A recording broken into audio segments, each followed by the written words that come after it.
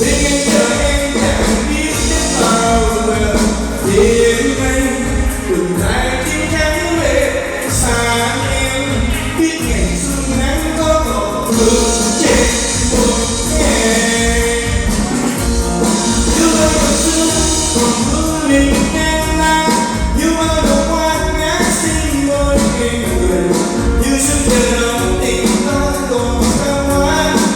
video